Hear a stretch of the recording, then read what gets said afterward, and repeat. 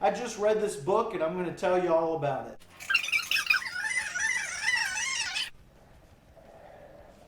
Hi guys, I'm Chris Norwood on a journey to hear every song ever recorded. I'm going to tell you all about this book. Dave Grohl The Storyteller has many similarities to Acid for Children by Flea from the Red Hot Chili Peppers.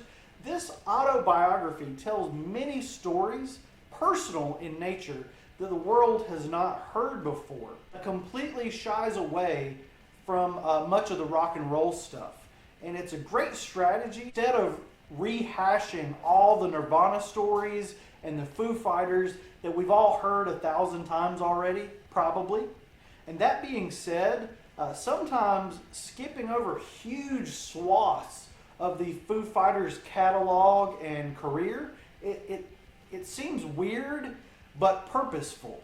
Dave Grohl plays it safe and polite in only mentioning his divorce in passing, maybe one line, and steering far away from the island of Courtney Love, the iceberg of the love. And he steers so far and hard away from that iceberg that it may give you seasickness. Those really are not complaints, but just know that massive events like that are glossed over in favor of fresh stories for you and I, the rock and roll connoisseur of readers. I particularly love hearing about how music shaped and changed a person, a life, and there's more than enough of that in this book. I had to make note of the musicians that were mentioned in here, like Lungfish, Wool, and the Helicopters, just to name a few that Dave Grohl name checks in this thing.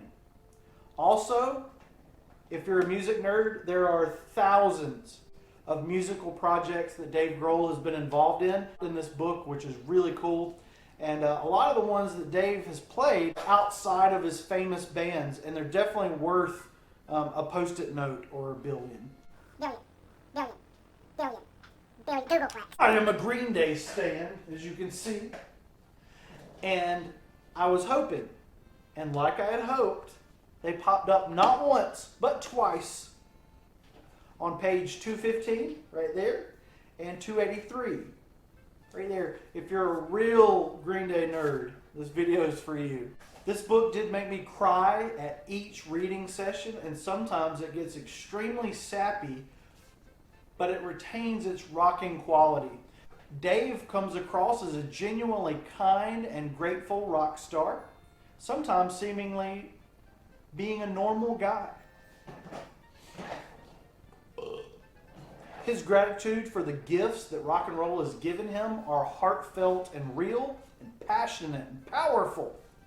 Joan Jett, Lemmy, Led Zeppelin, Dave Bowie himself play bigger roles than the Foo Fighter gang, and those are some of the best parts of the book. Dinner with those people, real moving, big parts of life happening with those people around. It's just so gosh darn entertaining. David Grohl is outnumbered by women in his household with his second wife and 3 daughters. His love for music is second only to these women, and many of my tears appeared for the sake of the love between Dave Grohl and his children. A huge part of this book. It begins and ends with that. Then that's not a spoiler. The love between Dave Grohl and his 3 daughters. Just the stuff of miracles. Oh, what is happening? Dave does skim over some notable failings of his own doing.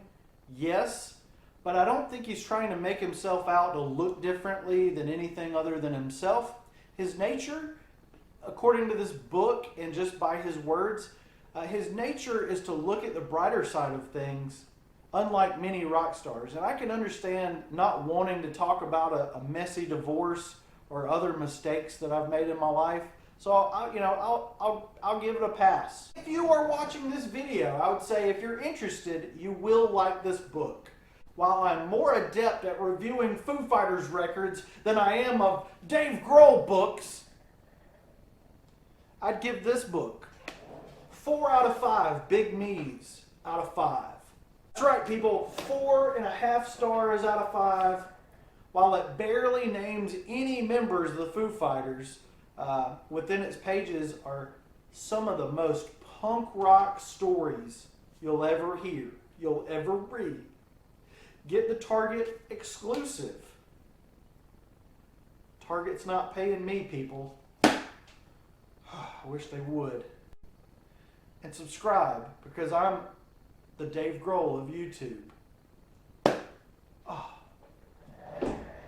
Wink.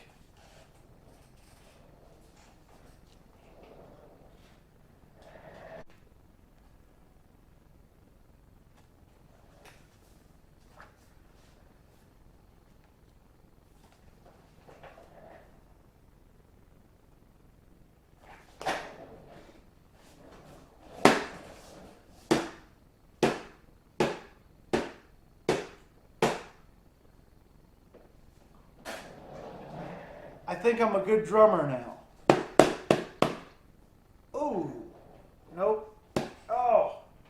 Good. Now. Oh. I think that I'm a good.